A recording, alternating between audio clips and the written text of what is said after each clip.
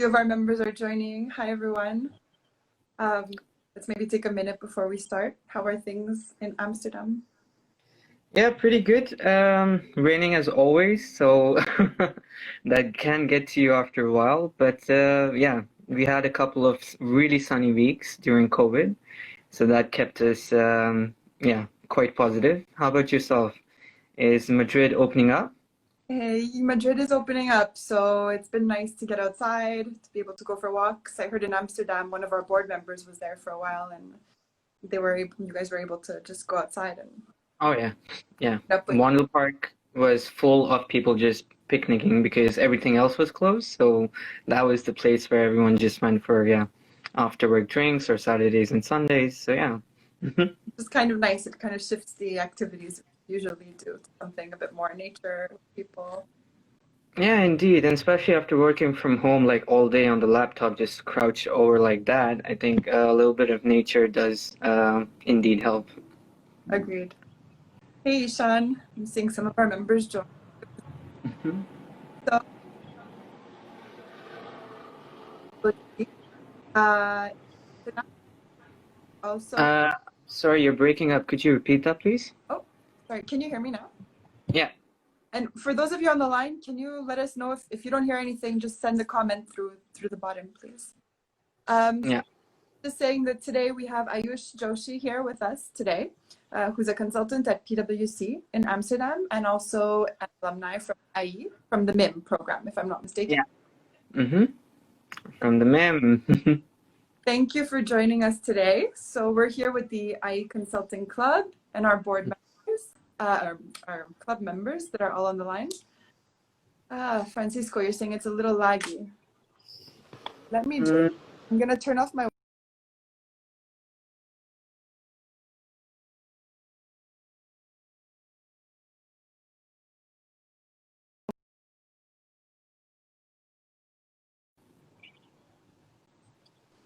Yeah, I turned to 4G as well.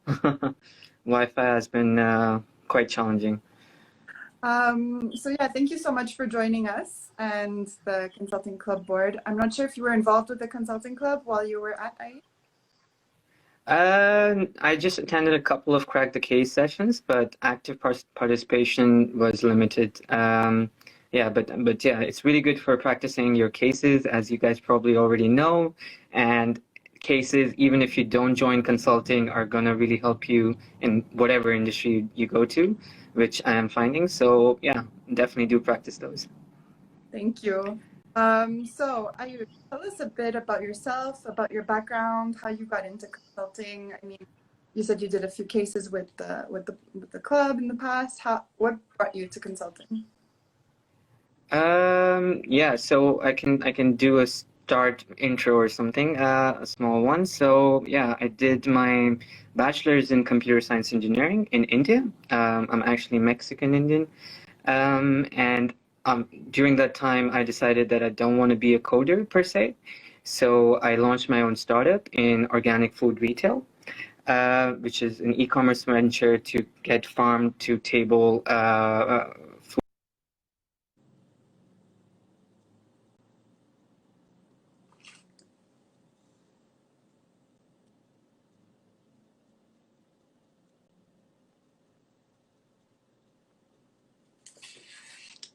Ayush? Oh, sorry, cut out for when you were saying farm to table. Yeah, this should be okay. Yeah. So, yeah, so it's a farm to table startup, basically connecting local farmers to making them a switch over to organic farming and then connecting them to retailers or consumers and delivering directly to them. And yeah, it went well for some time. I exited that after 2.5 years and then came to IE to actually get some business knowledge per se. And yeah, it was an amazing time. Did the master's in management. I wasn't interrupted by Corona like you guys, so I was lucky because Madrid is an amazing city. Um, yeah, and then I think after my master's in management, I also wanted to go to an exchange semester. So that's when I came to RSM, which is Rotterdam School of Management in the Netherlands. And this was partially for two reasons. One was they had some really nice courses that I wanted to do. And so I specifically took, for example, the strategic management course, which involved two consulting assignments with clients. And the other one was that the Amsterdam economy, not Amsterdam actually, the Netherlands economy is a lot better than Spain, and it's also a lot better for getting visa sponsored. So those were two key elements in which I decided to do that exchange. And in hindsight, it turned out to be really well because, yeah, no matter how global IE is, people still really prefer local institutions if they're equally ranked. Yeah, and like I said, I did two consulting assignments there, then also joined the Next Web, which I'm not sure if you guys know, but that's yeah, it's like TechCrunch. They have a conference and they have an innovation consulting wing where they do M&A acquisition or commercial due diligence or startup scouting. And so that made me, you know, expand into the European startup scene. And after that, I wanted to get into the big leagues. So applied to a bunch of places. I actually got lucky in the sense that I joined in February, so just before Corona. And yeah, it's been a good ride since then. That sounds amazing. I think you've touched on a few things that have led you towards the path of consulting. Yeah. One of them you mentioned you took a course in strategic management during your exchange. Did you have full courses in? I'm sorry. Did you have practical projects with actual clients from? Yeah. So yeah, so the good things were that the strategic, there were two courses actually. One of them was the international consulting project that is open to the exchange students. So if anyone's considering that, that's really good. So that's organized by the RSM masters team, and they already find you a client, and then they divide you into international teams, and then you work with the client for 4 months to solve their business problem. So that gives you really good things to talk about when you go into the fit interview, for example, like how did you convince stakeholders? How did you manage expectations? What were some problems you faced? What were these are very standard questions that come across in any interview that you would do. And it gives you those stories. And the other one was actually, well, it was optional to get a client, but we still went out, pitched ourselves, formed a team, called us a fancy name, and then actually managed to get a client. So those were two other consulting assignments. Okay. And yeah, and then the internship also obviously helped because it gave a new perspective, and it was more like a proper internship. So any experience that you have and that you can show to the consulting firm that it can be transferable and it builds on your experience is valuable. And yeah, that's some of my takes. That's great. I mean, for everyone listening, I think it's important to diversify our own portfolios. Sometimes, whether it's getting a course in consulting and going to see business, seeing how you can help them, or doing an internship if you can in something that's different from your background, it's a supplement. Absolutely. And so there's two approaches to this. And if you know, like in consulting, what happens is at the beginning, you're mostly generalist. And as you move up the ranks, you are supposed to specialize. But the reason why people have to do the generalist thing or are told to do the generalist thing is that there are a lot of insights that you get from different industries that you can then cross apply and to different projects, and that's a very valuable thing that you as a consultant can bring to even a C-level person in an industry, because he's been there in that frame of mind for 20 years. So you bring those fresh perspectives. So yeah. That's great. It's true. And I mean, I think you have some background in your startup was in VC, right? Venture capital? No, No. In venture capital. So that Yes. Mm-hmm. that also gives you a new outlook. consulting? Yeah, absolutely. You get about new technologies. What are the latest trends? Is it AI? Within AI, what's happening? Like obviously you can't do everything at once, but it gives you that broad perspective of what things are, let's say, hot, what's happening, what are people investing in, what are the sort of corporate startup partnerships, for instance, that are forming. For example, the venture client model, the CVCs that are coming up. So every major corporation is now setting up their own VC arms, for instance, and that is to promote open innovation because they have realized that no matter how big their R&D budgets are, they'll never be as specialized as, let's say, a startup specifically developing that technology with 50 million to develop that technology. So yeah. Right. Okay. And now that, I mean, you've been at PwC for a while now, how has that been for you? Start out consulting, what was the process, and maybe even the interview process?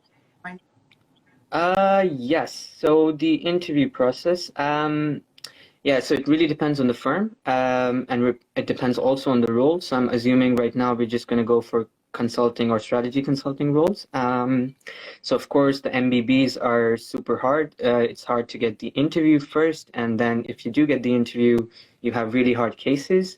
And one of the major differences between, let's say, the Big Four interviews and the MBB interviews is that they don't even ask you, like, tell me a bit about yourself or general fluff questions. They start the fit interview with a very specific question on, let's say, give me an example of a time when you were in a conflict scenario and then you had to, and how did you manage it? And they spend 15 minutes on that. So McKinsey, I interviewed for, I went to the final round, didn't make it there, but that was the process. And then after that, they have the case interview, which I'm sure you guys cover already, so I'm not going to get into that. And for the Big Four, to be honest, it depends. So I applied in Monitor. There they had the first, like, let's say, normal interview, and then they had the case interview. The case interview was definitely easier.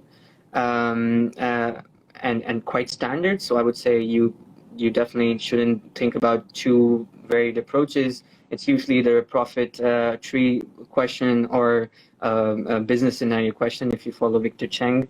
And for PwC, for instance, it again depends on the role, but they do very light business cases, and it's more about the personal fit. And one thing I really want to highlight is when you're choosing for the company, of course, choose for the company, but also choose for the people that are interviewing you, because that's going to really reflect on how it's going to be working in there. So no matter in which company you are in, you're going to have some projects that you really like, and you're going to have some projects that you really don't like. What will stay constant is the people that are around you. And this I'm experiencing right now is a very valuable thing to think about. That's great advice. Thank you for sharing. Someone actually told me maybe about a week ago that when they're interviewing you, also interview your manager, also interview. Exactly. Because those are, people leave jobs because of that, and people stay at jobs because of that. So that's important. Indeed, the churn rate, like for Big Four, is 2.5 to 3 years. McKinsey probably even higher. So when you're doing that, also ask these insightful questions and have a game plan on once you join, what is it that you're going to do? So think about, okay, what are your core strengths? What are your interesting topics? Because then the dialogue with that person is going to be so much more interesting, because he'll be the one actually thinking, oh yeah, like who do I know who does that? Or, like what do I know about this subject? Like, is this something that we do? Rather than you being in a grilling situation and he interviewing like 20 different people, not remembering you. So he or she, sorry. So those are some things that I definitely recommend. Have some questions prepared, do the research on which departments there are. And those would be some tips. And on that point, how is the culture at PwC in Amsterdam? Actually, I really like it. In all the firms that I interviewed with, it was the best culture, and that was one of the reasons that I did go there. And it's very warm, it's very friendly. At least I can speak for my team most of all, but also other people that I've interacted with. it's Dutch, so you will have to be used to Dutch directness. Me personally, I really like it because that removes scope for politics, for, like a beating around the bush, and you're very direct in how you say it. But what that also means is that I can go to the partner and be like, hey, you know what? I don't agree with this approach. This is another approach that might be better. Like, of course, you take care that he's a partner, but on an intellectual point, you're open to challenge him on even as a new joinee, and they appreciate that. So those are some really good things about it. And about PwC, it's a very network-based organization. So you will have to talk to a lot of people to actually get things done and also to get projects. So that was the one surprising thing. I was like, I would join the firm and I would be put on a project, but it's really not how it works here. So you need to prove that this is your interest zone or this is what you want to do, and then you need to make that known, and then people will remember you and they will call you for those projects. So you need to win projects even after getting into the firm. So that's that's another point, I would say. And how do you go about doing that? Yeah, so you need to be open. You need to, if you're an introvert, I would say you need to just start getting out of your, because I was an introvert, that's why I made that point. You need to start getting out of your comfort zone.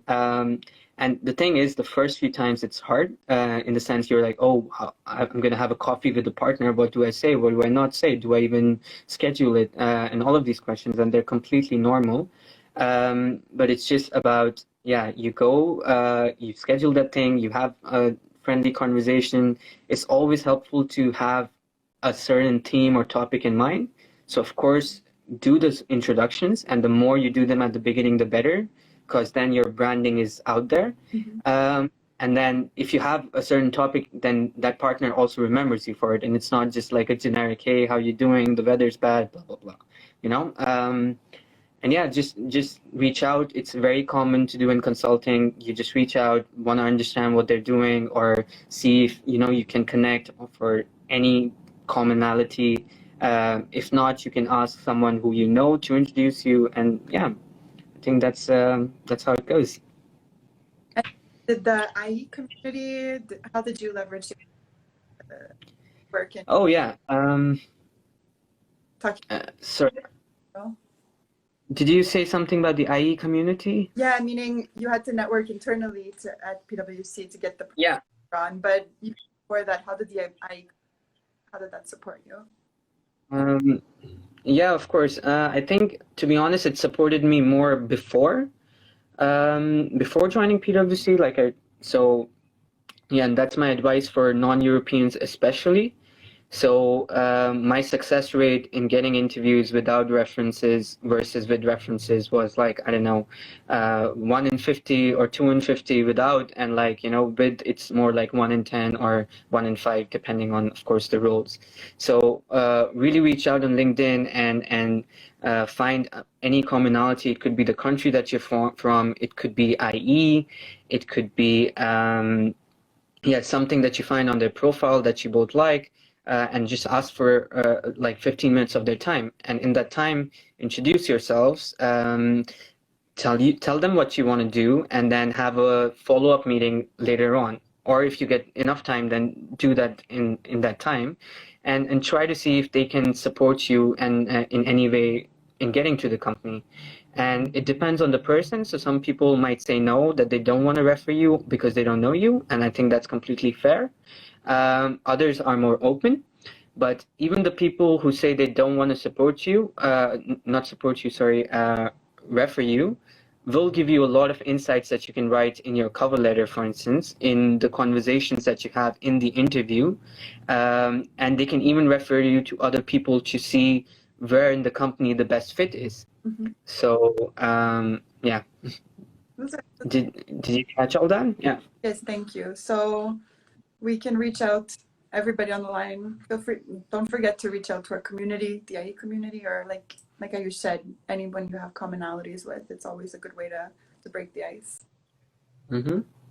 Yeah, and it's already building your internal network, so. Exactly. You mentioned when you were studying, you used Victor Cheng. Is that what you used mainly as a resource for cases?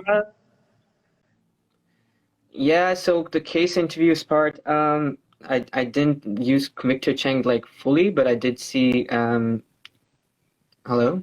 Yes, can you hear me? Oh, yeah, sorry. Yeah, I didn't. I just basically went through it a little bit. I used Prep Lounge, which was I think free for IE students at that time, and yeah, I think it depends on the person to person. So for some people, practice like for me, I needed to practice a lot more. I didn't get enough time to practice. For others, it's more about getting the basics right or getting some sort of business acumen right. So it really depends. But I think a combination of learning what you want, what you have to do, and then practicing it is the right way. If not, then maybe get one or two, I would say, maximum coaching sessions with these, the consulting coaches. Those can be useful in increasing your level. So maybe at the beginning and then maybe like before, like at a milestone when you feel you're comfortable. So they can give you more insights into expanding beyond like the classic frameworks or what consultants are really looking into. And most people think about just the consulting in the case interview in terms of the framework and the solving part. But you have to understand that the person on the other side marks you on 20 different things. Some of them are how was your demeanor while doing it, how excited you were, how much relationship you formed in that short amount of time with that person. And they do this because in a client, when you face a client, exactly how it's going to happen. So try to think of those things as well, like how you're taking notes or how you're actually being presented. And I think right now with COVID, with especially this weird format with, like the blurry screens and not being able to form that personal connection, the handshake, these things are even more important. So practicing them out, being really positive and showing that enthusiasm can really help you. Thank you for sharing that. Some of the other projects work while been at though. Sorry, I can't hear you. Wait, let me just 1 second.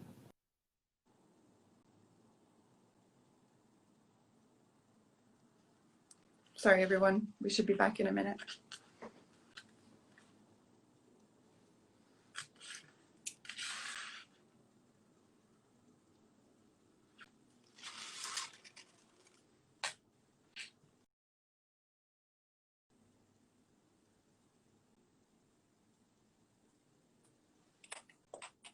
Hey. Hi. Yes, can you hear me? Okay, I think you're back.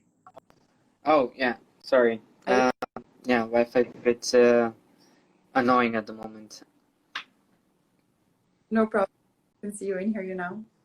I was going to ask something, but actually, while we're still on the topic of recruiting and building your network and these topics, you mentioned you're non-European, and I don't know if you speak Dutch.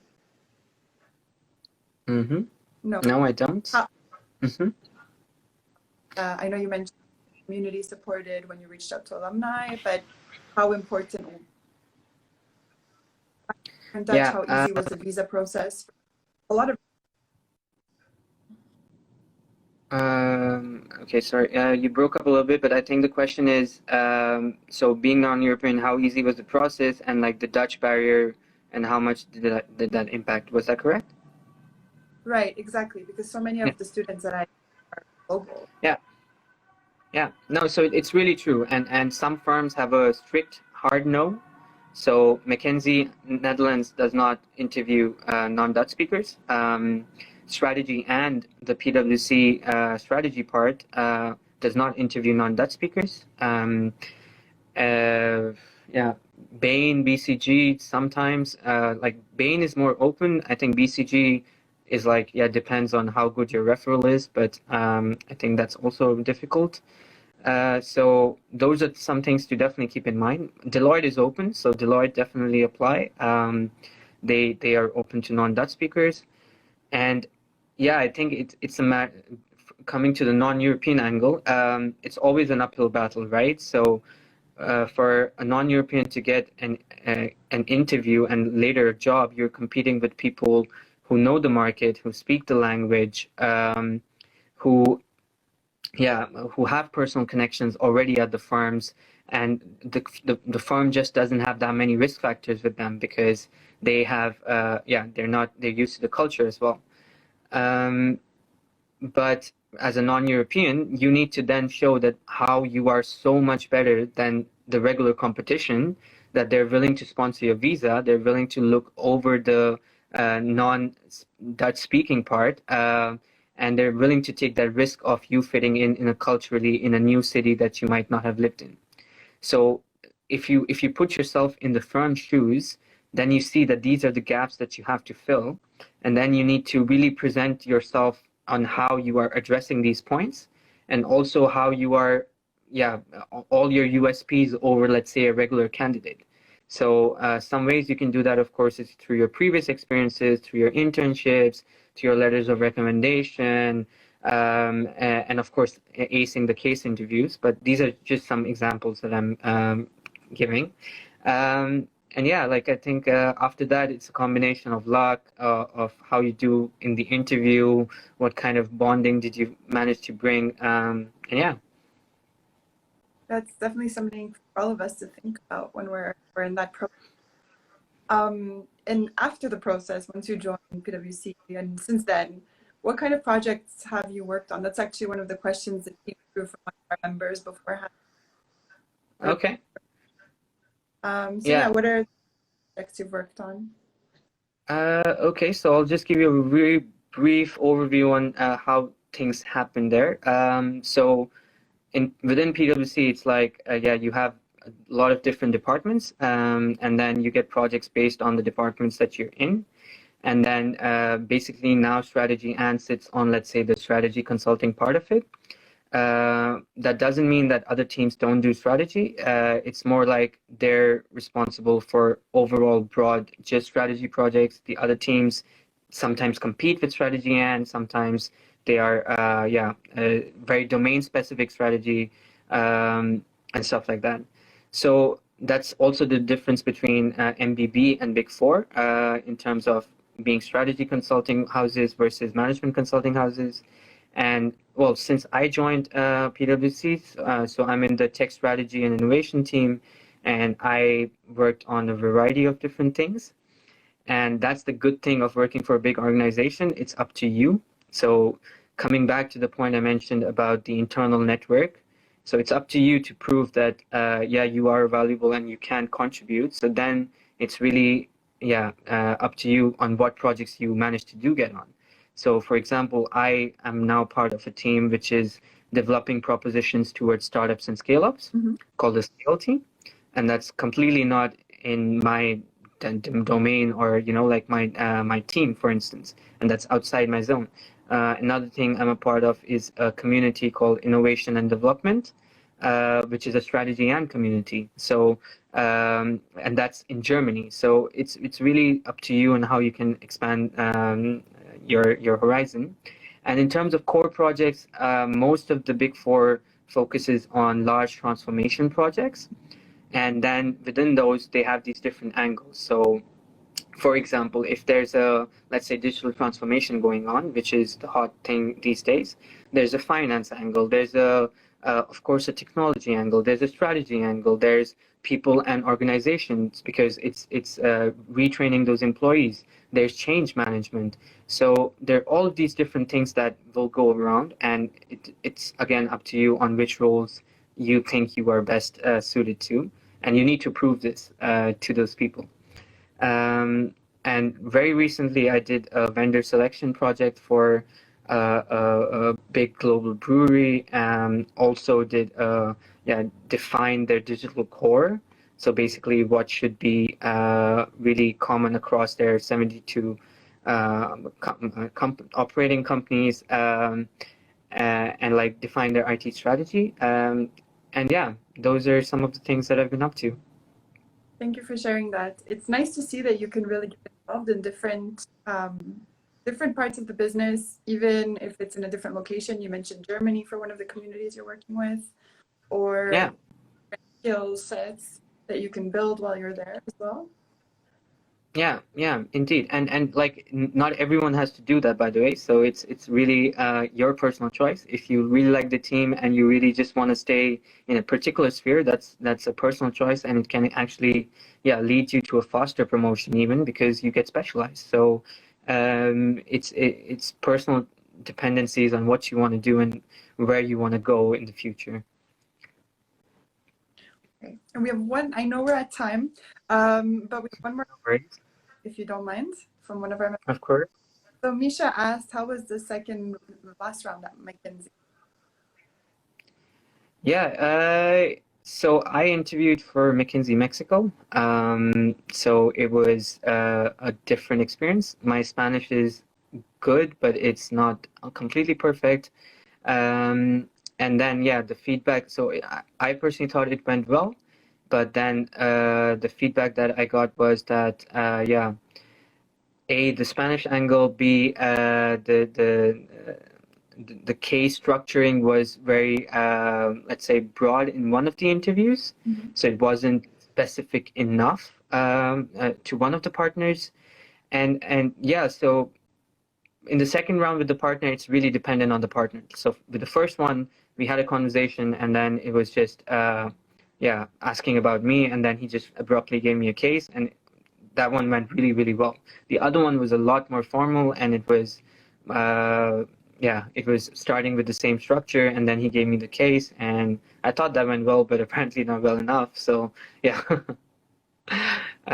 Yeah, I hope, I'm not sure if I answered the question correctly, Misha, but feel free to reach out to me afterwards to learn more. Yeah.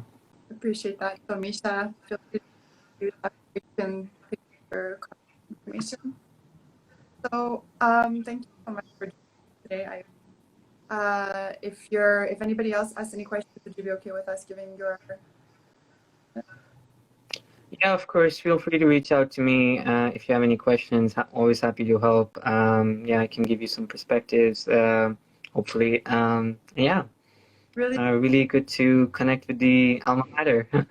really appreciate you joining us today. It's nice to see that we have an active alumni at IE. Yeah, indeed. Thank Well, they help me, so I'm paying it forward, you know? thank you, and thank you members who are on the line. All right. Have a nice All right. Bye-bye. Have a good night. day too.